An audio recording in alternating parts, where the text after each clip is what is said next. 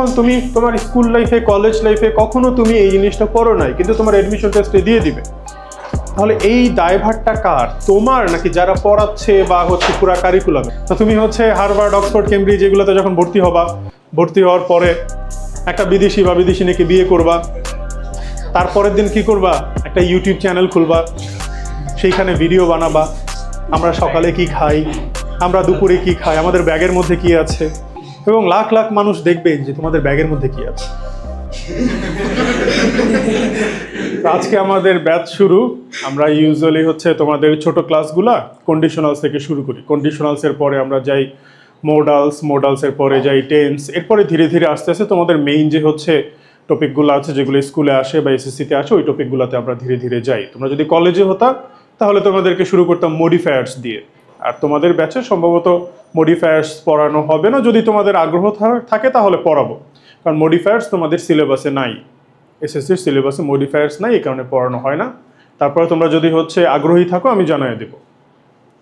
তো কন্ডিশনালস থেকেই আমাদের শুরু পড়া। কন্ডিশনালস আমরা সবাই কম বেশি পড়ছি, কম বেশি জানি, কিন্তু কিছু কিছু জায়গায় একটু ল্যাকিংস আছে। ওই ল্যাকিংসের জায়গাগুলোই হচ্ছে আমরা ফিল আপ করে দিব। অনেকেই হচ্ছে কন্ডিশনালসের আগে ক্লাস করছো, যারা ক্লাস করছো তারা অ্যান্সার ট্যান্সার দেওয়া থেকে একটু বিরত থাকবো, আর যারা ক্লাস করো নাই তারা হচ্ছে একটু অ্যান্সার দিব। আমরা বিভিন্ন কোয়েশ্চেন আসবে এই পড়ানোর সময়। আমি ফার্স্টে কিছু সেন্টেন্স লিখি, তোমরা এগুলার একটু অ্যান্সারগুলো একটু লিখে ফেলো।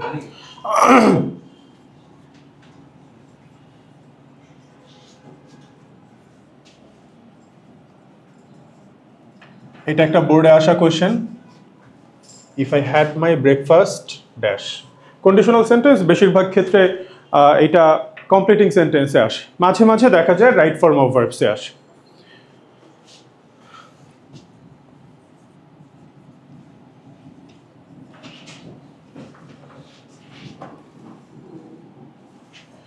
ফার্স্ট একটা হচ্ছে if I had my breakfast dash, তারপর এটা হচ্ছে should you fail dash,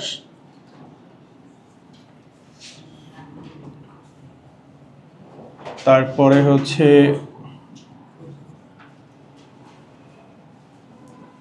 if we apply force on any object। এই তিনটা লিখে ফেলো সবাই। ফার্স্ট এটা হচ্ছে if I had my breakfast, তারপর এটা হচ্ছে শুড ইউ ফেইল ড্যাশ, তারপর এটা হচ্ছে if we apply force on any object, তারপরে বাকিটুকু লিখে ফেলো সবাই।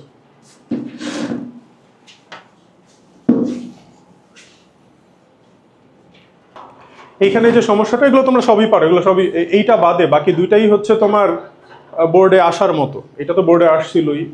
তো if I had my breakfast, এইখানে অনেকে যে ভুলটা করে, আমরা অনেকেই মনে করি কি হ্যাড থাকলেই পাস্ট পারফেক্ট। এটা কি পাস্ট পারফেক্ট সেন্টেন্সটা? হ্যাডটা তো এখানে মেইন ভার্ব, তাই না? তার মানে এতটুকু অংশ পাস্ট ইনডেফিনিট। তো ইফের পরে পাস্ট ইনডেফিনিট থাকলে আমরা কি করি পরে? সেকেন্ড কন্ডিশনালে পরে তখন আমরা উড, কুড, মাইট, শুড এগুলো দিয়ে হচ্ছে লিখি। আপাতত আমি অ্যান্সারগুলো না বলি, আমরা আগে কন্টেন্টটা পড়বো, পড়ার পরে হচ্ছে এই অ্যান্সারগুলো আমরা লিখব। তারপরে শুড ইউ ফেইল, এইটা আমাদের বোর্ডে কখনো আসে নাই, এটা আমাদের এডমিশন টেস্টে আসছে। মানে তুমি যখন ভবিষ্যতে ইউনিভার্সিটিতে এডমিশন টেস্ট দিবা তখন দেখবা এরকম কোয়েশ্চেন আসছে। এখন তুমি তোমার স্কুল লাইফে কলেজ লাইফে কখনো তুমি এই জিনিসটা পড়ো নাই, কিন্তু তোমার অ্যাডমিশন টেস্টে দিয়ে দিবে। তাহলে এই দায়ভারটা কার, তোমার নাকি যারা পড়াচ্ছে বা হচ্ছে পুরা কারিকুলামের? অবশ্যই পুরো যারা পড়াচ্ছে এবং পুরো কারিকুলামের। তোমরা এক জিনিস হচ্ছে 100 বার পড়ো, কিন্তু কিছু কিছু জিনিস আছে খুবই ইম্পর্ট্যান্ট যেটা তোমাদেরকে পড়ানোই হয় না। তো এই সব সমস্যায় আমাদের স্টুডেন্টরা ফিউচারে পড়ে। তো আমি তোমাদেরকে এমনভাবে পড়াচ্ছি, প্রতিটা টপিকই এতটাই ডিটেলসে পড়াবো, সেটা এসএসসি এইচএসসি এটা কাভার করে দেন হচ্ছে তোমাদের ভবিষ্যতে যে তোমরা বড় বড় এক্সামগুলো দিবা ওগুলোতেও হচ্ছে কাজে দেবে। আচ্ছা, এইটা কিভাবে কি লিখতে হয় এই পুরো জিনিসটা, পুরো প্রসেসটাই আমরা একটু পরে হচ্ছে পড়বো। এটাও অ্যান্সার না বলি আমরা। এইটাতে অনেকে হচ্ছে লিখছো ইট উইল মুভ, আবার ইট মুভস, দুইটাই লেখা যায়, কিন্তু দুইটাই যদি অপশনে থাকে তখন আমরা অ্যান্সার দেই হচ্ছে ইট মুভস। কেন ইট উইল মুভের চাইতে ইট মুভসটা বেটার অপশন, এই সব কিছুর ব্যাখ্যাই আমরা এখন শিখব। তাহলে কোনোটারই অ্যান্সার আমি আপাতত বললাম না, আমরা সরাসরি হচ্ছে আমাদের কন্ডিশনাল সেন্টেন্সে চলে যাচ্ছি। এটা শেষ করে দেন হচ্ছে আমরা এই অ্যান্সারগুলো দেখব। কন্ডিশনাল সেন্টেন্স আমরা সংক্ষেপে এগুলাকে কন্ডিশনালস বলে দেই। আমরা একটু লিখি কন্ডিশনালস। আচ্ছা, বলো তো কন্ডিশনাল সেন্টেন্স কয় ধরনের? আচ্ছা, আমাদের দেশের বইগুলাতে, ম্যাক্সিমাম বইগুলাতে লেখা থাকে 3 ধরনের। ইভেন আমরাও যখন ছোটবেলায় পড়ছি আমাদেরকে 3 ধরনের পড়াইছে। তুমি যদি একটু গুগল করো, একটু সার্চ দিয়ে যদি দেখো, তাহলে তুমি কি দেখবা যে কন্ডিশনাল সেন্টেন্স সব জায়গায় লেখা 4 ধরনের। কিছু কিছু জায়গায় দেখবা 5 ধরনেরও লেখা আছে। 4 আর 5 নিয়ে একটা ডিবেট আছে, কিন্তু কোথাও 3 ধরনের লেখা নাই। তো 4 ধরনের তাহলে কি কি হতে পারে আমরা ধীরে ধীরে নিজেরাই নামকরণ করব। যারা আগে ক্লাস করছো তারা তো জানোই। তো বিষয়টা হচ্ছে এরকম যে আমরা কন্ডিশনাল সেন্টেন্স যে 3 ধরনের চিনি সেগুলো কি কি ছিল? ফার্স্ট কন্ডিশনাল, সেকেন্ড কন্ডিশনাল আর থার্ড কন্ডিশনাল। প্রশ্ন হচ্ছে 4 নম্বরটা তাহলে কি? ধর কন্ডিশনাল সেন্টেন্স আমরা কিভাবে বলি যে যদি তুমি আসো তবে আমি যাব। তাহলে আমার যাওয়া ডিপেন্ড করে কিসের উপরে? আরেকজনের আসার উপরে। বাস্তবে কি 2টা ঘটনাই ঘটতে পারে। সে আসলে আমার যাওয়া হবে আর সে না আসলে আমার যাওয়া হবে না। তাহলে 2টা ঘটনাই ঘটার চান্স কিরকম? 50-50 না? আচ্ছা, এখন ধরো আমি যদি বলি যদি সূর্য উঠে চারদিক আলোকিত হয়, তো যদি না উঠে তাহলে কি হবে? আলোকিত হবে না। কিন্তু গত কয়েক হাজার বছরও কি এই ঘটনা ঘটছে যে সূর্য উঠে নাই? যদিও সায়েন্টিফিকভাবে সূর্যের ওঠানামা বলতে আসলে কিছু নাই, আমরা ওই বেসিক সেন্সেই চিন্তা করলাম। সূর্য তো উঠবেই, তাই না? আমি শর্ত দিয়ে বলি আর না বলি তাতে কিছু আসে যায়? তাহলে এইখানে যে আমি শর্ত দিয়ে যে বাক্যটা বললাম যে যদি সূর্য উঠে চারদিক আলোকিত হয়, আমার শর্তের উপর কি সূর্যের ওঠানামা বসে আছে? নাই। তাহলে এখানে শর্তের ভূমিকা কত পার্সেন্ট বলো তো? একদম 0% না। এই জন্য এই ধরনের কন্ডিশনাল সেন্টেন্সকে বলা হয় জিরো কন্ডিশনাল, যেখানে কন্ডিশনের পার্সেন্টেজ কতটুকু থাকে? একদম 0%। এই জন্য আমরা এটার নাম দিলাম কি? Zero conditional. তো ফার্স্টে আমরা একটু লিখি জিরো কন্ডিশনাল। এখন জিরো কন্ডিশনালের এটা কখন কখন হয়? ইউজুয়ালি দেখা যায় যে ইউনিভার্সাল ট্রুথ তো চিনো, যেটা সব সময়ের জন্য সত্য, বা ধরো কোনো সায়েন্টিফিক স্টেটমেন্ট।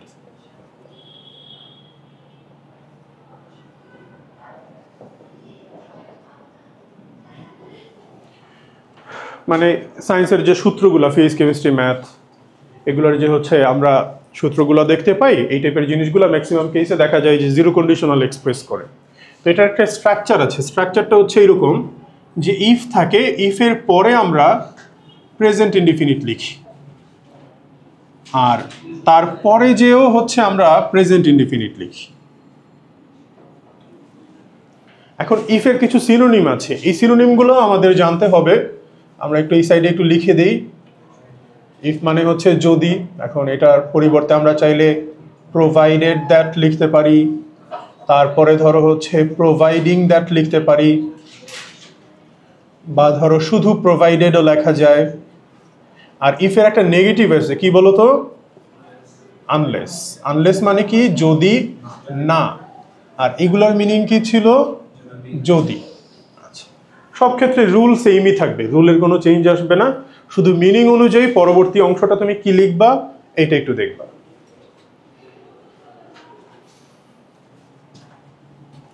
যারা আগে ক্লাস করছো তারাও একটু গুছিয়ে খাতাগুলা একটু নোট করো, কারণ এমনভাবে নোট করো যেন এটাই ইংলিশের লাস্ট নোট, এন্ড গেম।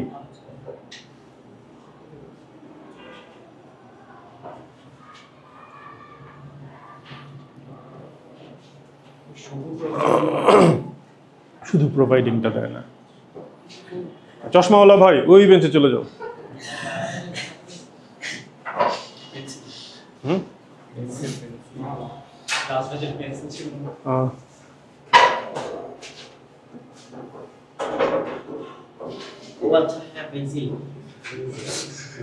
হ্যাঁ, লিখছো এতটুকু? এখন ধরো ওই সেন্টেন্সটাই যদি আমরা লিখতে চাই তাহলে আমরা কি লিখবো? যে if we apply force on any object,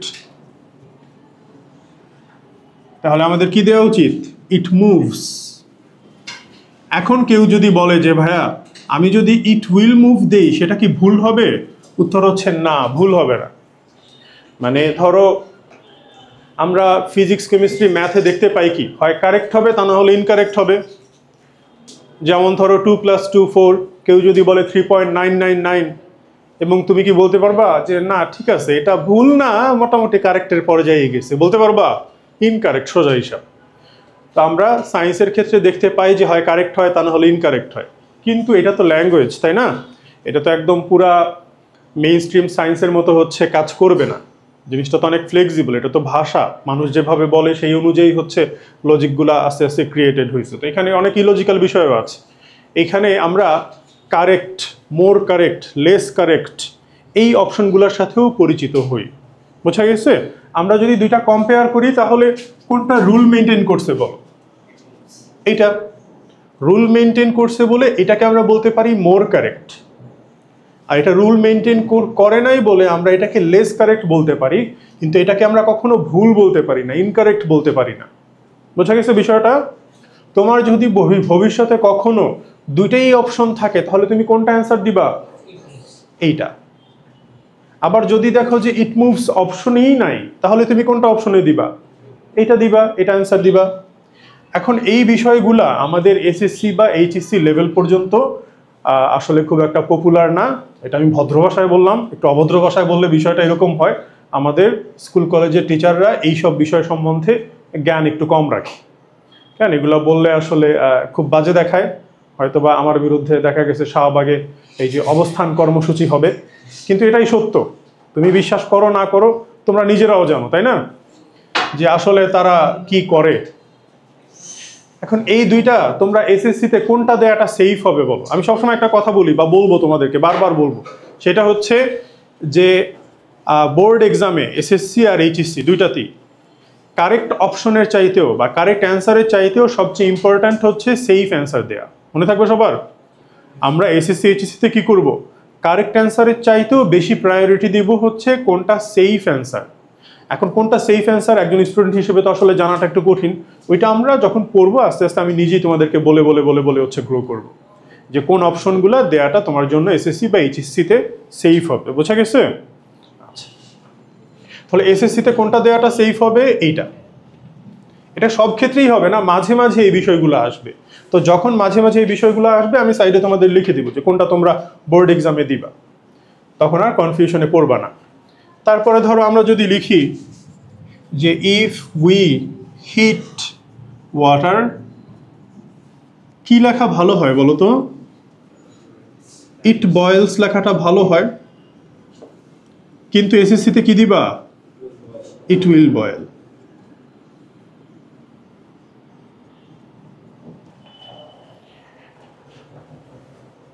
আমাদের দেশের বিশেষ করে এটা অন্য কোনো সাবজেক্টের ক্ষেত্রে হয় না, ইংলিশই এটা বারবার হয়, যে যারা ইংলিশে বেশি ভালো দেখা যায় তাদেরই A+ মিস যাওয়ার সম্ভাবনা বেশি থাকে। তুমি এমন মানুষ বহুত পাবা যারা হচ্ছে বাংলাদেশের বিভিন্ন বিখ্যাত ইউনিভার্সিটির অ্যাডমিশন টেস্ট কাঁপায় দিছে, তারপরে ধরো দেশের বাইরের বিরাট বিরাট ইউনিভার্সিটিতে গেছে, কিন্তু ইংলিশে A+ মিস। একবার কি হয়েছিল, আমার একটা স্টুডেন্ট, ও ঢাকা ইউনিভার্সিটির ডি ইউনিটের ভর্তি পরীক্ষাতে 48 হয়েছিল, এবং ইংলিশে ওর মার্কস ছিল 30-তে মেবি 28, কিন্তু ওর এইচএসসিতে A+ ছিল না। ও খুব মানে খুব আপার লেভেলের ইংলিশ লিখতো, তো আমি ওকে এনকারেজ করতাম যে লেখো লেখো, খুব ভালো। কিন্তু ওই ইংলিশ না টিচাররা বুঝিই নাই, কেউ মার্কসই দেয় নাই ঠিক মতো। এরপর থেকে তো আমার যত স্টুডেন্ট আসছে সবাইকে আমি, কেউ যদি খুব ভালো লিখে থাকে তাকে টেনে টেনে নিচে নামাইস, যেগুলো লেখো না, এগুলো লিখলে A+ ছুটে যাবে।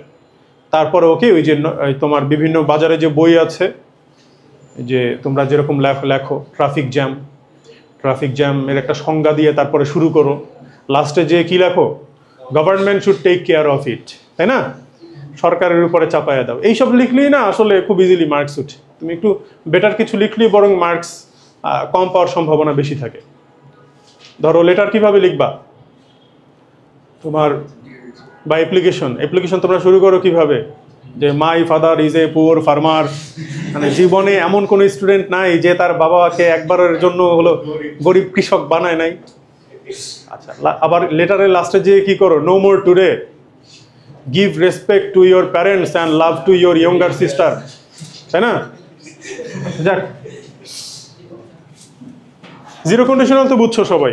তার মানে জিরো কন্ডিশনালকে তুমি যদি ফার্স্ট কন্ডিশনালের মতো লেখো তাতেও কি কোনো সমস্যা আছে? কোনো সমস্যা নাই। এরপরে আমরা যাই ফার্স্ট কন্ডিশনালে।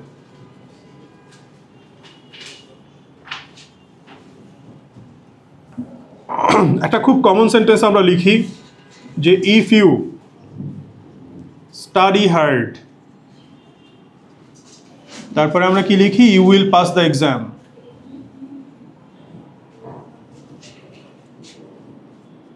আমরা পাসের ক্ষেত্রে ইনটা দেই না, আর ফেইলের ক্ষেত্রে ইনটা দেই। ফেইল ইন দ্য এক্সাম কিন্তু পাস দ্য এক্সাম। পাস মানে কি, কোনো কিছু পার হওয়া, অতিক্রম করা।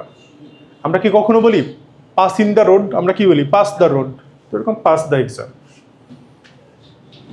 এখন এইটা সেন্টেন্সটা দেখি আমরা স্ট্রাকচারটা একটু লেখা ট্রাই করি, যে ইফের পরে আমরা প্রেজেন্ট ইনডিফিনিট লিখি, আর পরে যে কি করব বলো তো ভাইরা, you will pass the exam. আচ্ছা, আমরা এখানে ফিউচার ইনডিফিনিট লিখব না, এটার দুইটা কারণ আছে। প্রথমত হচ্ছে এখানে আমরা শুধু উইল না, আমরা চাইলে এখানে ক্যান, চাইলে মে, চাইলে আমরা মাস্ট, এগুলোও দিতে পারি, এবং এদের পরে ভার্বের বেস ফর্ম দিই। এখন ফিউচার টেন্স বলতে কোনো টেন্স নাই, তো এইটা বলার পরে অনেকেই অবাক হয় যে ফিউচার টেন্স বলতে কোনো টেন্স নাই কেন। এই জন্যই আমি এখানে ফিউচার ইনডিফিনিট লিখি নাই। তো ফিউচার টেন্স বলতে কোনো কিছু নাই, এটার ব্যাখ্যাটা আমরা সামনেই পাবো এই কন্ডিশনালসটা শেষ হলেই। তো তাই এইখানে আর আমরা বাড়তি কিছু না বললাম। কিন্তু এই বিষয়টা নিয়ে অনেকে একটু কনফিউজ যে বেস ফর্ম, আমাদের দেশে তো আসলে এটাকে আমরা বেস ফর্ম বলি না, ভিওন বলে চালাই দিই, তাই না? এবার আসা যাক আসলে বেস ফর্ম জিনিসটা কি। বেস ফর্ম আর প্রেজেন্ট ফর্ম, এটা নিয়ে অনেকেই কনফিউজ। অনেকে মনে করে যে বেস ফর্ম আর প্রেজেন্ট ফর্ম একই জিনিস, আবার অনেকে বলে যে না, এটা হচ্ছে আলাদা জিনিস। তো আমরা এখানে একটু দেখি বেস আর হচ্ছে তোমার প্রেজেন্ট। বেস মানে কি বলো? ওই যে আন্টিরা যে এসে বলে, মানে যখন রেজাল্ট খারাপ হয় আন্টিরা এসে বলে যে ওর বেসিক ভালো না। তুমি ওই আন্টিকে জিজ্ঞেস করো যে বেসিক কি জিনিস, দেখো হা করে চাই আস, সে নিজেও জানে না বেসিক কি জিনিস। কারণ আমাকে হচ্ছে অনেক স্টুডেন্টরাই আসে, অনেক গার্ডিয়ানরা আসে, এসে বলে যে আপনার কাছে দিয়েছি বেসিক ভালো করার জন্য আর মার্কস পাওয়ার জন্য স্কুলের টিচারের কাছে। তো এই যে দেখছো কি সুন্দর কমার্শিয়াল চিন্তাধারা। তুমি জাস্ট আমার ক্লাস করলেই হবে, এটাই আসলে প্রয়োজনের চাইতে অতিরিক্ত, এর চাইতেও বেশি কিছু সম্ভব না। বেস মানে হচ্ছে মূল বা ভিত্তি, একদম গোড়ার। মানে যারা বলে যে বেসিক জিনিসটাকে খুব স্বাভাবিক হিসেবে দেখে, খুব সহজ হিসেবে দেখে, সবসময় মনে রাখবা বেসিক জিনিসটাই হচ্ছে সবচেয়ে বেশি কমপ্লিকেটেড জিনিস। বোঝা গেছে? বেসিক জিনিসটাই হচ্ছে সবচেয়ে বেশি কমপ্লিকেটেড জিনিস। এই জন্য তুমি যেখানেই পড়তে যাও না কেন, দেখবা যে খুব কম জায়গায় এই বেসিক জিনিসগুলা নিয়ে ঘাটাঘাটি করে। খুব কম টিচার দেখবা যে এগুলো নিয়ে ঘাটাঘাটি করে, কারণ বেসিক জিনিসটাই হচ্ছে সবচেয়ে বেশি কমপ্লিকেটেড। তো বেস মানে হচ্ছে মূল বা ভিত্তি, মানে হচ্ছে একটা ভার্ব যেখান থেকে সৃষ্টি হয় সেটাকেই আমরা বলি ভার্বের বেস ফর্ম। যেমন ধরো ডু হচ্ছে ভার্বের বেস ফর্ম। আর প্রেজেন্ট ফর্ম কি তাহলে? প্রেজেন্ট ফর্ম হচ্ছে প্রেজেন্ট ইনডিফিনিট টেন্সে আমরা যে ভার্বটা ইউজ করি সেটা। এখন প্রেজেন্ট ইনডিফিনিট টেন্সে আমরা আই এর পরে ডু বলি, কিন্তু হি এর পরে কি বলি? ডাজ বলি। তাহলে প্রেজেন্ট ফর্ম ডু ডাজ দুইটাই হতে পারে। আর বেস ফর্ম কি? শুধু ডু। তারপরে এখানে তো মিলে গেল, তাই না? এই দুই ডু ডু মিলে গেল। মিলে না এরকমও পাবা তুমি, যেমন ধরো আই এর পরে আমরা অ্যাম বলি, হি এর পরে ইজ বলি, দে এর পরে আর বলি। এদের বেস ফর্ম কি? কি বলে এদের বেস ফর্ম কি? বি। হ্যাঁ, ধরো তোমার কোনো ছোট ভাই বোন, তাদেরকে পড়াতে নিচ্ছ, সে বললো যে হি ডাজ দ্য ওয়ার্ক, তাহলে হি ইজ ডাজিং দ্য ওয়ার্ক। সে প্রশ্ন করলো তোমাকে অ্যামিং ইজিং আরিং কেন হচ্ছে না? করতেই পারে, তাই না? এগুলো খুব ভালো কোয়েশ্চেন, কিন্তু প্রশ্ন হচ্ছে এটার উত্তর কি?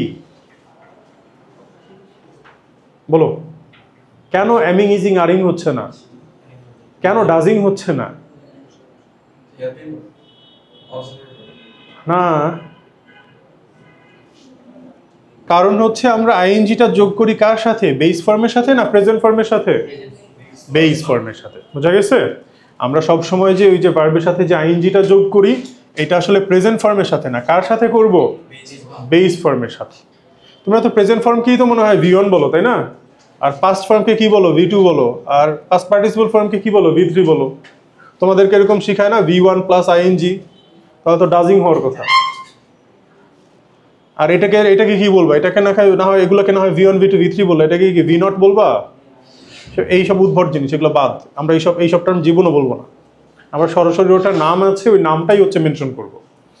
তারপরে ধরো আমরা আই এর পরে হ্যাভ বলি, হি এর পরে হ্যাজ বলি, এদের বেস ফর্ম কি? শুধু হ্যাভ। কেউ যদি কখনো প্রশ্ন করে যে হ্যাজিং কেন হচ্ছে না, তখন তুমি কি বলবা? যে আমরা আইএনজিটা মূলত বেস ফর্মের সাথে অ্যাড করি। এখন ভার্বের এই বেস ফর্মকে বাংলা ব্যাকরণে কি বলা হয় বলো তো? হ্যাঁ, ক্রিয়ামূল বা ধাতু। তোমরা পড়ছো না ক্রিয়ামূল বা ধাতু? আমরা আবার বাংলায় কি করি? বাংলায় এখানে একটা রুট চিহ্ন দিই, তাই না? আদর করে একটা রুট চিহ্ন দিয়ে দিই, ওটা ইংলিশে দেয় না। বুঝছো বিষয়টা?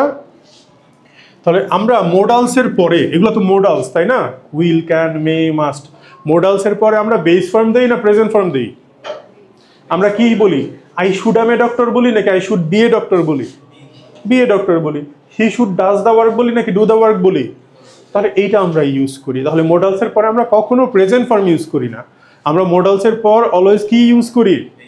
বেস ফর্ম ইউজ করি। বোঝা গেছে বিষয়টা? আচ্ছা, তো এই যে আমরা অংশটা যে লিখলাম, যে সেন্টেন্সটা লিখলাম, যে if you study hard you will pass the exam, যে যদি তুমি, বলো তো এটা বাংলা মিনিং কি? যদি তুমি শক্ত করে পড়ো।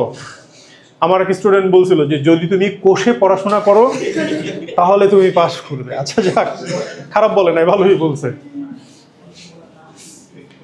এখন ধরো এটাকে হালকা একটু ঘুরিয়ে তারপরে লিখলাম যে if you should study hard you will pass the exam. If you should study hard you will pass the exam. এইটা দিয়ে কি বোঝাচ্ছে, তাই না? এটা একটা প্রশ্ন। ভাইয়া এই যে চশমাওয়ালা, ওই বেঞ্চে চলে যাও। তারপরে নীল শার্ট, নীল শাড়ি, তুমি পরের বেঞ্চে, পরের বেঞ্চে যাও। নীল শাড়ি এই যে এখানে চলে আস।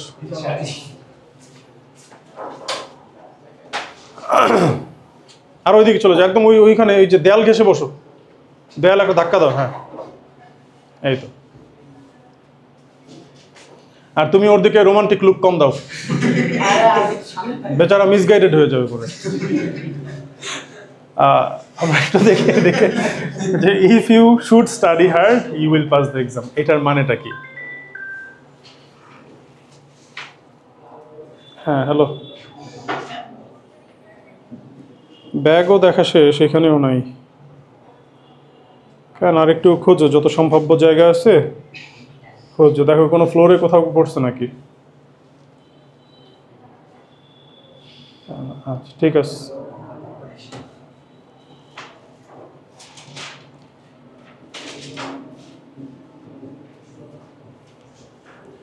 তো দেখো এইটার মানেটা কি, যে if you should study hard you will pass the exam.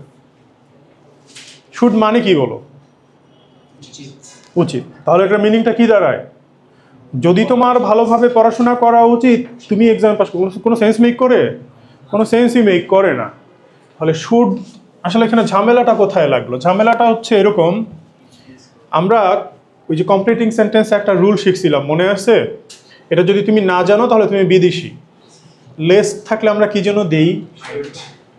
আচ্ছা, লেস্টের মিনিংটা কি ছিল এমনিতে? যে তা না হলে, এরকম একটা মিনিং আসে। তো লেস থাকলে আমরা কি দেই? শুড দেই, বা কোনো ক্ষেত্রে মানে শুডের পরিবর্তে আমরা চাইলে মাইটও দিতে পারি।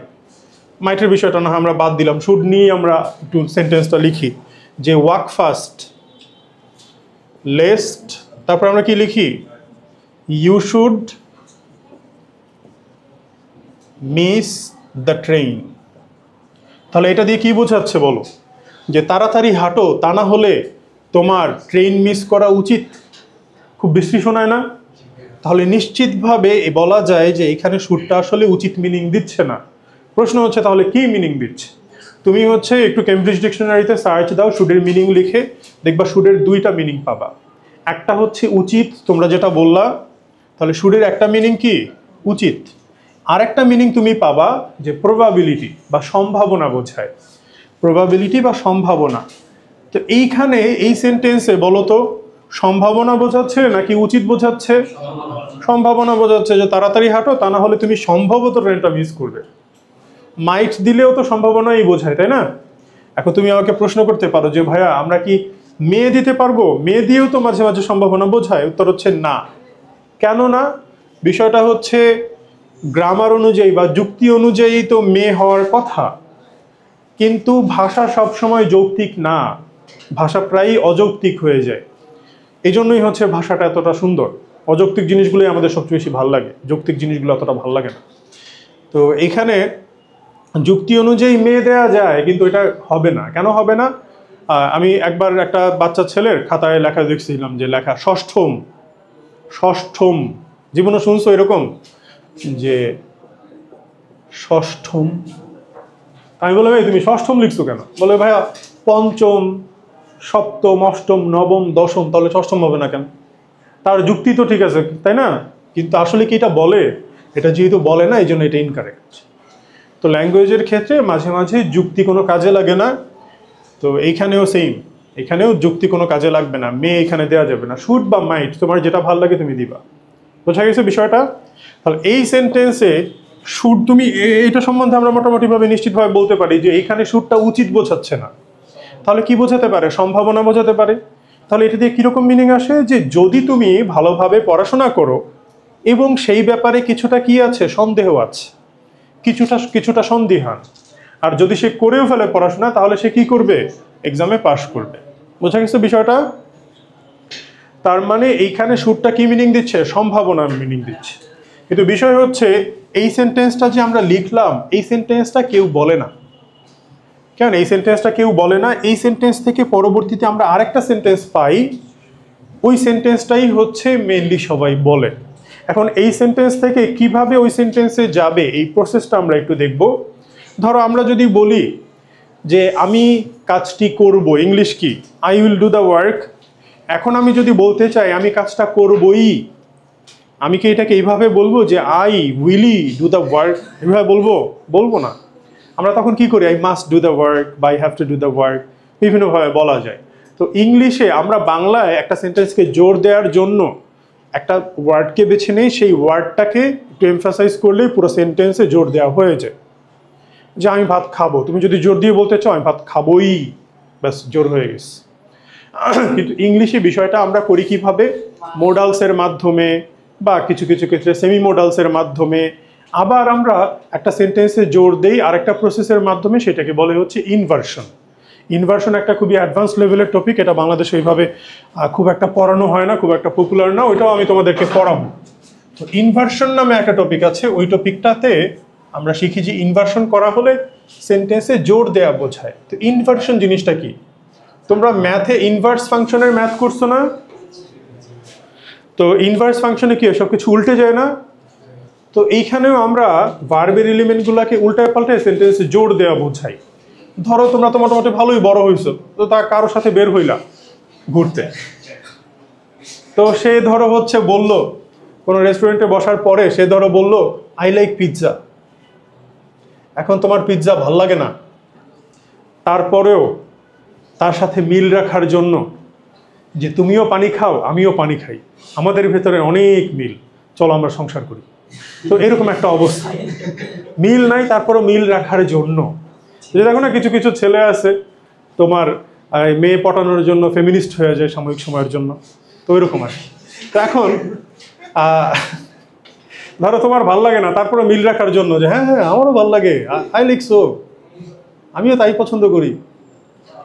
এটা হচ্ছে নর্মাল সেন্সে বলা। তুমি যদি একটু জোর দিয়ে বলতে চাও যে হ্যাঁ আমারও ভালো লাগে, তুমি কি বাংলায় কি করলা? বাংলায় হচ্ছে জাস্ট টোনটাকে চেঞ্জ করলা। ইংলিশে কি এইভাবে বলবা আই লাইক সো? এইভাবে বলে আসলে খুব একটা লাভ নাই। তোমাকে কি করতে হবে? ইনভার্সন করতে হবে। এইটাকে বলা হয় ইনভার্সন ওয়ার্ড। ও যদি থাকে তাহলে ওকে শুরুতে লিখতে হয়, না থাকলে নাই। তারপরে কি হয়? যে অক্সিলারি ভার্বটা থাকে বা হচ্ছে যে বি ভার্বটা থাকে, সেইটাকে আমরা সাবজেক্টের আগে নিয়ে নিই। তো এইখানে তো কোনো অক্সিলারি ভার্বও নাই, বি ভার্বও নাই, বা হচ্ছে কোনো হেল্পিং ভার্বও নাই, মানে হ্যাভ হ্যাজার্ডও নাই, আবার ধরো কোনো বি ভার্বও নাই, কোনো কিছুই নাই। তাহলে আমরা কি করব? ডু ডাজ ডিডকে আগে নিব। তো এটার জন্য আমরা কি আগে নিতে পারি বলো? ডু না ডাজ? তাহলে কি হবে? সো ডু আই লাইক, ওই লাইক আর দেওয়া লাগে না, এটা কি হয়ে যায়? So do I. এটা তো স্পোকেন ইংলিশে প্রচুর শুনছো তাই না? So do I. এটা নর্মাল সেন্সে বলা, এটা হচ্ছে এমফাসাইজ করে বলা, দুইটা সেন্টেন্সই কারেক্ট। তোমার যেটা বলতে মন চায় তুমি বলবা। এইটা হচ্ছে ইনভার্সন সম্বন্ধে হালকা একটু তোমাদের ধারণা দিলাম। এটা কিন্তু ইনভার্সন পড়াই নেই তোমাদের, বোঝা গেছে? ইনভার্সন তোমাদেরকে পড়াই নাই, ইনভার্সন জিনিসটা কি জাস্ট ইন্ট্রোডিউস করে দিলাম যেন আমরা এইখানে জিনিসটা অ্যাপ্লাই করতে পারি। ইনভার্সন পরে আমরা ডিটেলসে পড়বো। এখন এইখানে তাহলে আমরা কি জানতে পারলাম যে ইনভার্সনের মাধ্যমে আমরা কি করি, আমাদের যে ইমোশন, আমাদের যে চিন্তা, সেই ইমোশনটাকে আমরা কি করে দেই, বুস্ট করে দেই, তাই না? যে একটু বাড়িয়ে দেই, মাত্রাটাকে বাড়িয়ে দেই। তো এইখানেও তো আমাদের একটা ইমোশন আছে, তাই না? যে একটা সম্ভাবনার মধ্যে আছে। সম্ভাবনার মাত্রাকে তুমি যদি একটু বাড়িয়ে দিতে চাও তাহলে তুমি কি করবা বলো? এখানে কোনো ইনভার্সন ওয়ার্ড নাই যেটাকে তুমি শুরুতে লিখবা, তাহলে পরের কাজগুলো করে দিলেই হবে। এখানে হেল্পিং ভার্ব কোনটা বলো? শুড। তাহলে এইটাকে তুমি আগে নিবা, কিন্তু আগে বসে আছে কে? ইফ। এখন ইফ কি করবে? ওকে জায়গা দিয়ে ইন্ডিয়া চলে যাও। তখন সেন্টেন্সটা আমরা কি লিখব? যে should you study hard, you will pass the exam. বুঝা গেছে? এই সেন্টেন্সটা আসলে বলা হয় না কখনোই এইভাবে, যে কারণে এই সেন্টেন্সকে আমরা কখনো গোনায় ধরবো না। মেনলি এই সেন্টেন্সটাই সবাই বলে, এই জন্য এই সেন্টেন্সটাকেই আমরা প্রায়োরিটি দিব। Should you study hard, you will pass the exam. অনেক বইতেই লেখা আছে এরকম যে শুড এখানে ইফের মিনিং দেয়। শুড কেন ইফের মিনিং দিবে? ইফ ভিন্ন জিনিস, শুড ভিন্ন জিনিস। শুড কখনো ইফের মিনিং দেয় না, এটা ইনভার্সনের কারণে শুডটা আগে চলে আসে, আর এখানে ইফটা সাইলেন্ট অবস্থায় আছে। বোঝা গেছে বিষয়টা? তাহলে আমরা যদি দুইটা সেন্টেন্স কম্পেয়ার করি, যে if you study hard you will pass the exam, যদি তুমি ভালোভাবে পড়াশোনা করো তাহলে তুমি এক্সামে পাস করবে। আর এইটার মিনিংটা হচ্ছে এইরকম যে যদি তুমি ভালোভাবে পড়াশোনা করো তাহলে তুমি পাস করবে, কিন্তু আমি শিওর না আদৌ তুমি পড়াশোনা করবে কি করবে না। বাংলা ভাষায় একটা বাড়তি সেন্টেন্স বললাম না, ইংলিশে ওই বাড়তি সেন্টেন্সটা বলা লাগে না যদি তুমি এইভাবে বলো। বোঝা গেছে বিষয়টা? এই হচ্ছে দুইটা সেন্টেন্সের ডিফারেন্স। মিনিং সেম, কিন্তু দুইটার প্রকাশভঙ্গি বা অ্যাপ্রোচ হচ্ছে দুই রকম। মনে থাকবে সবার? আমাদের এই সেন্টেন্সটাই যে প্রথমটাই মূলত আমাদের এসএসসি বা এইচএসসিতে আসে, এইটা আজ পর্যন্ত এসএসসি এইচএসসিতে আসে নাই, তবে ভবিষ্যতে তোমাদের এডমিশন টেস্টে আসতে পারে। তাহলে আমরা জিরো কন্ডিশনাল আর ফার্স্ট কন্ডিশনাল বুঝছি সবাই? কারো কোনো সমস্যা থাকলে বলো এতটুকুতে। তাহলে যতটুকু বোর্ডে আছে কেউ যদি কোনো কিছু না তুলে থাকো তাহলে একটু তুলে ফেলো।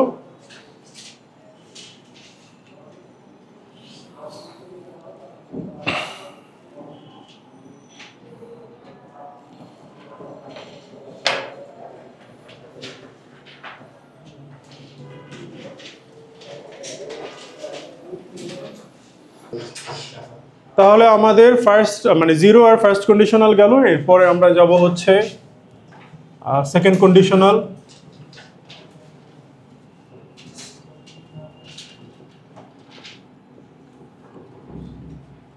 ওই সেম সেন্টেন্সটাই যদি আমরা সেকেন্ড কন্ডিশনালে লিখি তাহলে আমরা কি লিখব?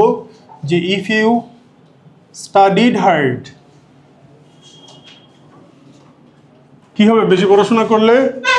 এখানে বলে দিছে ডাইট, মরে যাবো, তাই না? আচ্ছা, তারপরে হচ্ছে you would pass the exam.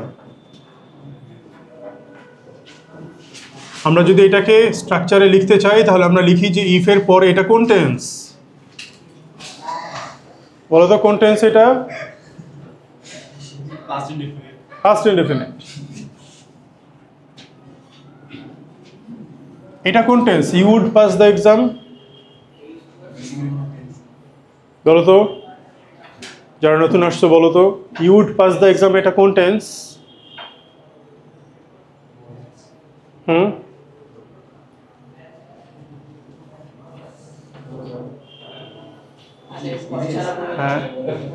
বলতে পারবা? হ্যাঁ ফিউচার। ফিউচার ইনডিফিনিট তো আমরা উইল দিয়ে লিখি, তাই না? You will pass the exam. Past indefinite তো ইউ পাস্ট দ্য এক্সাম। তো দেখবা আমাদের দেশের বিভিন্ন বইতে লেখা আছে এরকম যে এটা হচ্ছে এই যে পাস্ট কন্ডিশনাল। আচ্ছা, তোমরা আমাদের বইগুলোতে টেন্সের যে ক্লাসিফিকেশন আছে সেখানে কোথাও লেখা দেখছো পাস্ট কন্ডিশনাল?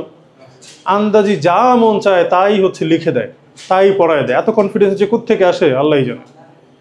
হ্যাঁ, আমার তো কোনো কিছু জেনেও কনফিডেন্স লাগে না, আর এদের না জেনে এত কনফিডেন্স কোত্থেকে আসে আল্লাহই জানে। তো এইখানে দেখো আমি ছোটোবেলায় আমার যে টিচার ছিল ইংলিশ, তো তাকে আমি জিজ্ঞেস করছিলাম যে স্যার এটা কোন টেন্স। সে আমাকে বলছিল এটা হচ্ছে future in the past. Future পাস্টে আছে, তাহলে এটা এখন কোথায় আছে? কাকা মাথা কিছুই বুঝি নাই। তো কি আর করেন, এইটা আসলে কোনো টেন্সের মধ্যে পড়েই না। বুঝা গেছে? আমাদের একটা বাজে ধারণা আছে, সেটা হচ্ছে কি আমরা মনে করি কি পৃথিবীর সব সেন্টেন্সই মনে হয় কোনো না কোনো টেন্সের মধ্যে পড়বে। এটা টেন্সের মধ্যে পড়ে না। টেন্সের বাইরে অনেক সেন্টেন্স আছে। এই জিনিসগুলো আমরা টেন্স যখন পড়বো তখন জানবো। টেন্সে আমরা পড়বো যে কি কি সেন্টেন্স বা কি কি কনসেপ্টগুলা টেন্সের মধ্যে পড়ে না, যে জিনিসগুলোকে আমরা টেন্সের বাইরে শিখি। বুঝা গেছে? আচ্ছা যাক, তো এইটা আসলে কোনো টেন্সের মধ্যে পড়ে না, এই জন্য আমরা টেন্সটাও লিখবো না। কিন্তু আমরা এইটা জানি যে আমরা কি কি মোডাল ইউজ করি। যেমন আমরা উইল না লিখে উড লিখি, ক্যান না লিখে কুড লিখি, তারপরে মাইট লিখি, শুড লিখি, আর এদের পরে আমরা অলওয়েজ কি করি, ভার্বের বেস ফর্ম দিই। হয়ে গেল। এরপরে আমরা আরেকটা সেন্টেন্স লিখব, থার্ড কন্ডিশনাল। সেম সেন্টেন্সটাই যদি আমরা থার্ড কন্ডিশনালে লিখতে চাই তাহলে আমরা কি লিখি, জি if you had studied hard, you would have passed the exam.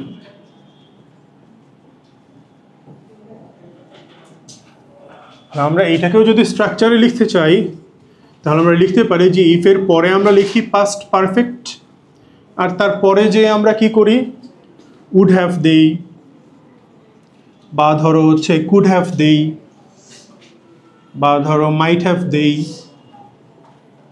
বা ধরো হচ্ছে শুড হ্যাভ দেই।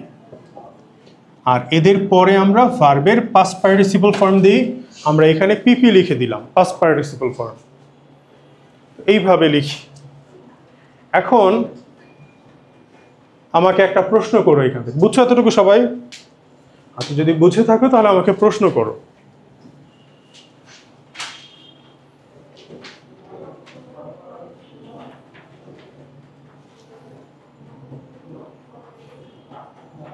ছোট্ট একটা গল্প বলি। হ্যাঁ হ্যাঁ, past participle form, past participle form, ওই যে ভার্বের যে present form, past form, past participle form, ওইটা।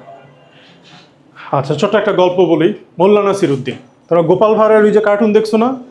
মোল্লা নাসিরুদ্দিন হচ্ছে ওই গোপাল ভাঁড়ের মতোই আরেকটা ক্যারেক্টার। মিডল ইস্টে বা আরাবিয়ান কান্ট্রিগুলোতে মোল্লা নাসিরুদ্দিন হচ্ছে ফেমাস। আর এই ভারতীয় উপমহাদেশে এই তোমার কি যেন বলেন নাম, গোপাল ভাঁড় হচ্ছে ফেমাস। তো মোল্লা নাসিরুদ্দিন কি করলো, একবার একটা এলাকাতে গেল, তো সবার চারদিক হচ্ছে জানাজানি হয়ে গেল যে মোল্লা নাসিরুদ্দিন আসছে। তো একটা স্কুল কর্তৃপক্ষ তাকে ইনভাইট করছে যে আপনার তো অনেক জ্ঞান, আমার স্টুডেন্টদেরকে একটু কিছু শিখিয়ে যান। তো সেই হচ্ছে সেই স্কুলে গেল, তারপরে ক্লাসে গেল। ক্লাসে যে সবাইকে জিজ্ঞেস করলো যে তোমরা কি কিছু জানো? বলে যে না। তখন সে বললো যে তোমরা তো কিছু জানোই না, আমি আর তোমাদেরকে কি জানাবো, এই বলে চলে গেল। তারপরের দিন তাকে আবার ইনভাইট করছে এবং এইবার স্টুডেন্টদেরকে শিখিয়ে দিচ্ছে যে তোমরা এবার বলবা যে আমরা জানি। তো সে আবারও সেম কোশ্চেনই জিজ্ঞেস করলো যে তোমরা কি কিছু জানো? সবাই উত্তর দিল যে হ্যাঁ জানি। তখন বললো যে তোমরা তো জানোই, তাহলে আমি তোমাদেরকে কি জানাবো, এই বলে চলে গেল।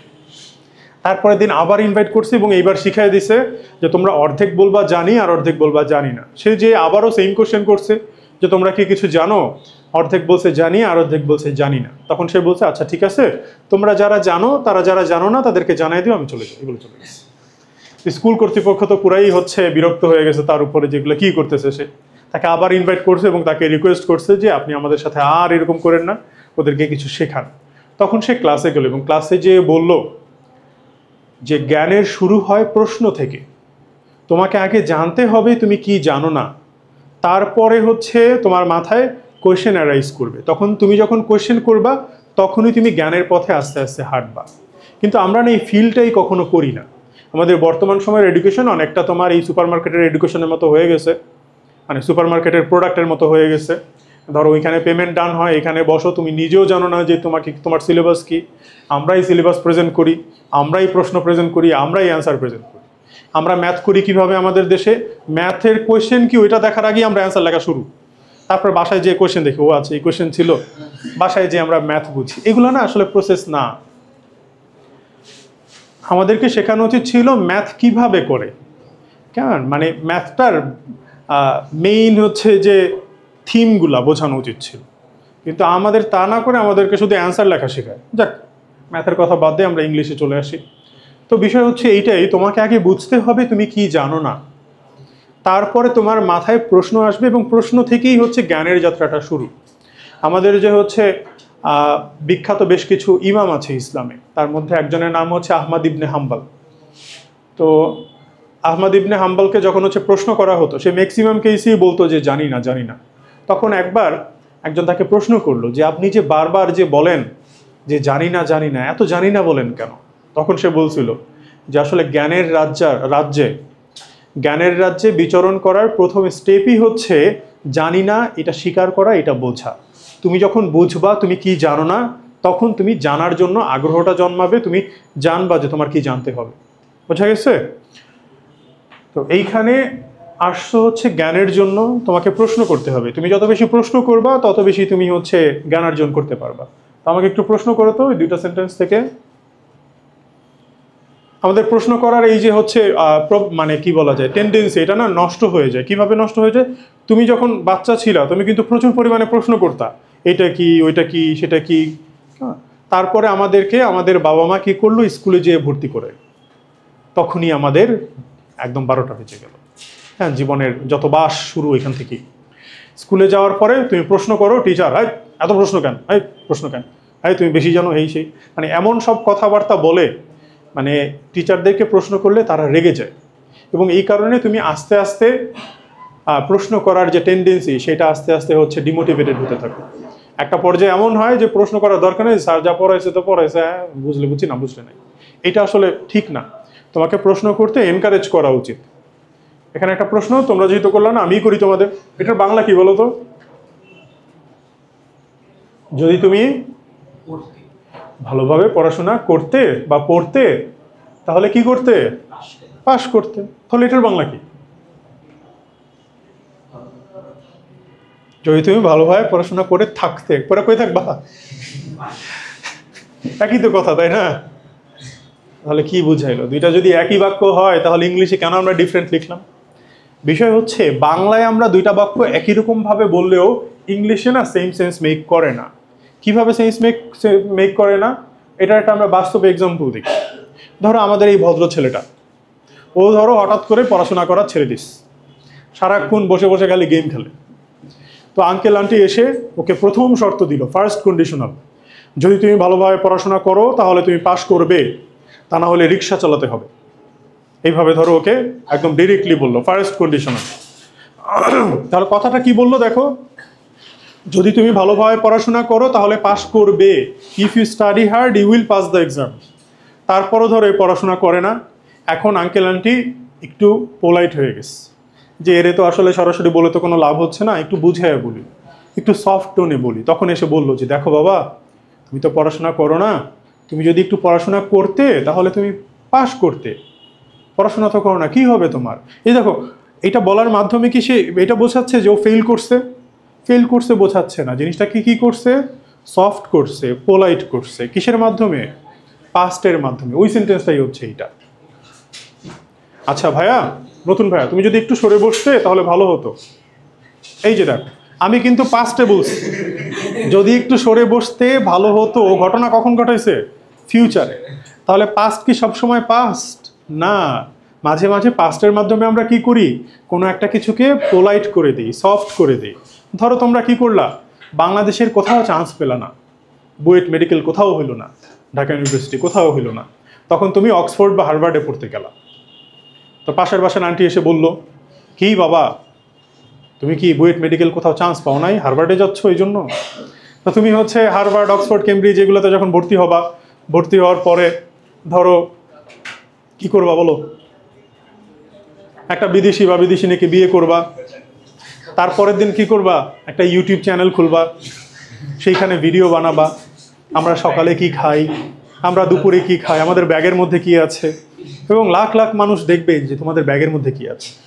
আচ্ছা, তো এখন এই প্রসেসটার জন্য তোমাকে তো হচ্ছে এই যে ফরেনার বিয়ে শাদী করা লাগবে, তাই না? ওই দেশে তো আর কোনো ঘটক টটক নাই, নিজেরই বিয়ে করা লাগবে, তাই না? নিজেরই অ্যাপ্রোচ নেওয়া লাগবে। ধরো কোনো এক বিদেশি বা বিদেশিনীকে ভালো লাগছে, তার সামনে দাঁড়ালাম, তারাই বললাম এই চা খাবা, হ্যাঁ রে, এইভাবে বললে তো ওইখানে মানে তুমি বিদেশি জিনিস তো দূরে থাক, তুমি দেশি জিনিসও পাবা না এইভাবে বললে। তো তোমাকে কি বলা লাগবে? খুব পোলাইটলি সফট টোনে বলা লাগবে যে যদি একটু চা খেতে। তুমি আমাকে অ্যাপ্রোচ করতেছো না? সি সি সি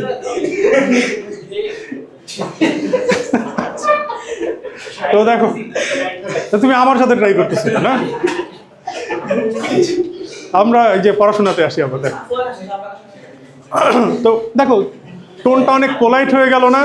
যে যদি একটু চা খেতে খুব খুশি হতাম, বা হ্যাঁ কত সুন্দর করে বলছে। আর যদি এইভাবে বলে চা খাবা, তো এইভাবে বললে তো হইল না বিষয়টা। ধরো তুমি কোনো দোকানে গেছো, বললো যে এই পেমেন্ট দেন, আরেকজন এসে বললো যে যদি একটু পেমেন্টটা দিতেন। কোনটা বেশি পোলাইট মনে হচ্ছে তোমার কাছে? পরেরটা। বাংলায় আমরা সেম কাজটা করি, মাঝে মাঝেই আমরা পাস্টের মাধ্যমে একটা জিনিসকে পোলাইট করে দিই। ওইটাই হচ্ছে এইটা, যে যদি তুমি ভালোভাবে পড়াশোনা করতে তাহলে পাস করতে, এখনো তুমি ফেল করো নাই, তোমাকে পোলাইটলি বললো, তারপরেও ধরো এই ছেলেটা পড়াশোনা করলো না এবং ফেল করলো।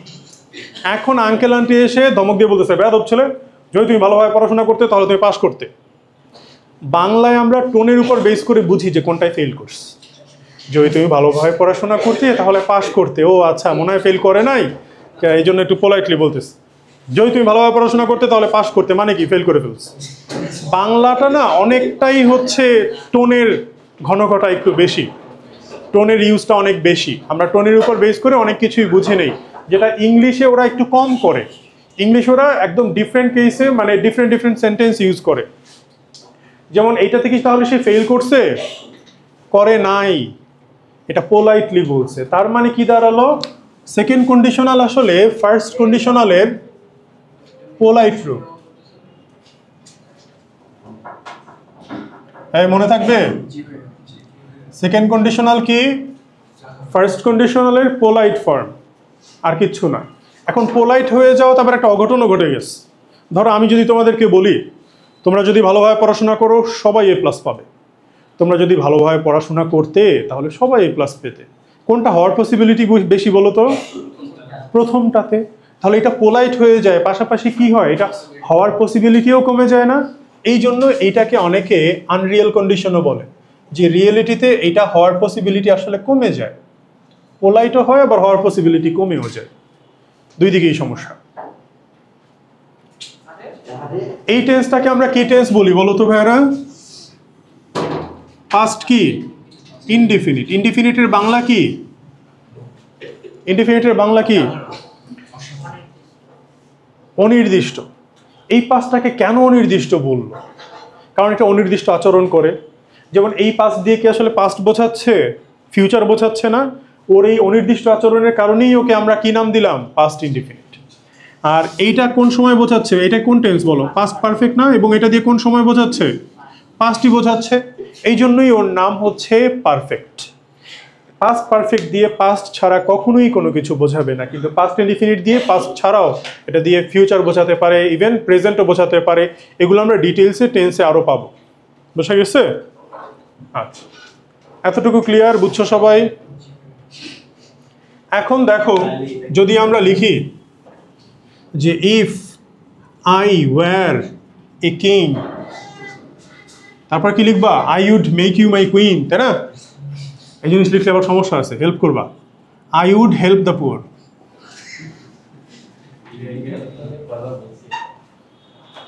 আচ্ছা, এখানে ওয়াজ হওয়ার কথা না, যেহেতু পাস্ট ইনডিফিনিট লিখবো আমরা, ওয়্যার কেন দিলাম? তো বিভিন্ন বইতে লেখা এটা হচ্ছে আনরিয়েল পাস্ট। এটা তো পাস্টই না, আবার কিসের আনরিয়েল পাস্ট? আচ্ছা, তাহলে এটা দিয়ে কি বোঝায়? ধরো আমি যদি বলি আই অ্যাম এ কিং, মানে কি? আমি একজন রাজা।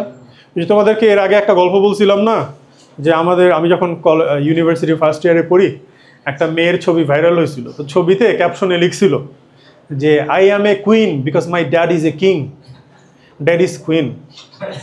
তো সে হবে কি প্রিন্সেস, তাই না? আচ্ছা যাক, তো আই অ্যাম এ কিং মানে আমি একজন রাজা, আই ওয়াজ এ কিং মানে কি আমি একজন রাজা ছিলাম। তো আমি যদি এখানে ওয়াজ দেই তার মানে মিনিংটা কি আসে?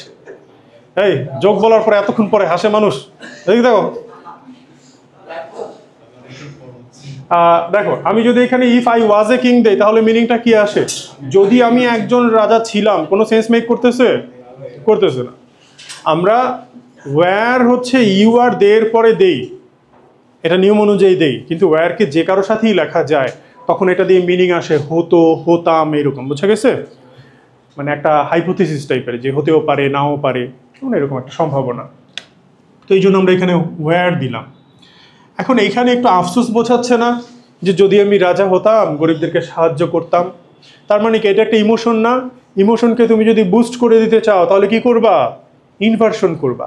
মানে বাংলায় যদি আমরা বলি যে যদি আমি রাজা হতাম গরিবদেরকে সাহায্য করতাম, এটাকে যদি একটু বাড়িয়ে বলতে চাই তখন আমরা কিভাবে বলি? ইসরে যদি আমি রাজা হতাম গরিবদেরকে সাহায্য করতাম। এটার ইংলিশকে আমরা এইভাবে বলবো, ইসরে if I were a king. ওইভাবে বলা যায়? বলা যায় না। তখন আমরা কি করি? ইনভার্সন করি। এইটা আগে চলে আসে, এইটা ইন্ডিয়া চলে যায় এবং আমরা লিখি কি? Were I a king, I would help the poor. এইখানেও যদি একটু জোর দিয়ে বলতে চাও তাহলে তুমি কি করবা? এই যে এটা আগে চলে আসবে, ইফ চলে যাবে, তখন কি হবে? যে হ্যাড ইউ স্টাডিড হার্ড। অনেক বইতেই লেখা দেখবা যে হ্যাড এখানে ইফের মিনিং দেয়, হ্যাড কখনো ইফের মিনিং দেয় না।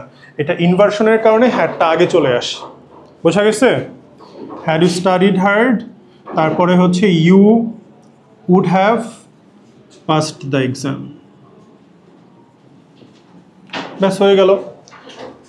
তাহলে এই দুইটা সেন্টেন্স কিভাবে আসছে বুঝছো? ইনভার্সনের মাধ্যমে। এখন ইনভার্সন কখন কখন আমরা করব এটা একটু লিখে নাও কষ্ট করে। ইনভার্সন কখন কখন করা হয় কন্ডিশনাল সেন্টেন্সে? আমরা জিরো কন্ডিশনালে কোনো ইনভার্সন করি না। জিরো কন্ডিশনালে আমরা ইনভার্সন করি না কখনো। তারপরে হচ্ছে ফার্স্ট কন্ডিশনালে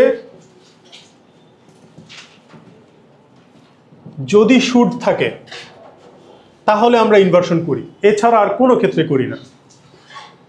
আর সেকেন্ড কন্ডিশনালে আমরা শুধুমাত্র সেন্টেন্সে ওয়্যার থাকলে ইনভার্সন করি, আর কোনো কেসে ইনভার্সন করি না। তারপরে থার্ড কন্ডিশনালে আমরা সবসময়ই ইনভার্সন করতে পারি, অলওয়েজ, সবসময়ই আমরা ইনভার্সন করতে পারি। তাহলে ইনভার্সন কখন কখন করা যায় বুঝছো? আর ইনভার্সন ইনভার্সন এই প্রসেসটা ডিপেন্ড করে তোমার ইচ্ছার উপরে। তুমি চাইলে এইভাবে বলতে পারো, চাইলে এইভাবে বলতে পারো, চাইলে এইভাবে বলতে পারো, চাইলে এইভাবে বলতে পারো। তবে তোমাদের পরীক্ষায় তো হচ্ছে বলতে পারার কোনো কিছু নাই, এখানে একটা অংশ দিয়ে দেবে, বাকি অংশটা তোমার নিজের লেখা লাগবে, তো নিজে তুমি ওইভাবে লিখবা। তাহলে কন্ডিশনালের পুরো বিষয়টা বুঝছো সবাই? এইভাবে যদি কন্ডিশনালটা পড়ো তাহলে আমার মনে হয় কন্ডিশনাল রিলেটেড যত ধরনের কোয়েশ্চেন আছে, যত কঠিন কোয়েশ্চেন থাকুক না কেন, তুমি ইজিলি সলভ করতে পারবা। এইবার আরেকটা কথা বলি, সেটা হচ্ছে যে গ্রামারে না সব সেন্টেন্স স্ট্রাকচার ইনক্লুড করতে পারে নাই, কখনো পারবেও না। আমরা কন্ডিশনাল সেন্টেন্স যে কয়টা প্যাটার্ন দেখলাম, এই প্যাটার্নের বাইরেও কন্ডিশনাল সেন্টেন্স থাকতে পারে, কিন্তু সেটা কখনো গ্রামারাইজড করা যায় নাই। তুমি যদি এই বেসিক রুলগুলো জানো, ওগুলো তুমি এমনিতেই ধরতে পারবা। বোঝা গেছে বিষয়টা? আচ্ছা, আরেকটা সেন্টেন্স দেই, দেখি এটা পারো কিনা। এইখানে লিখি যে if you have studied hard, তাহলে কি হবে বলো? If you have studied hard কি হবে বলো? আমরা টেন্সে একটা নিয়ম শিখবো, সেটা হচ্ছে কি যে প্রেজেন্ট ইনডিফিনিটের পরিবর্তে আমরা চাইলে প্রেজেন্ট পারফেক্টও লিখতে পারি। যেমন আমরা বলি না অনেকে যে traffic jam is a common phenomenon, আমরা চাইলে লিখতে পারি যে traffic jam has been a common phenomenon in our country. বোঝা গেছে?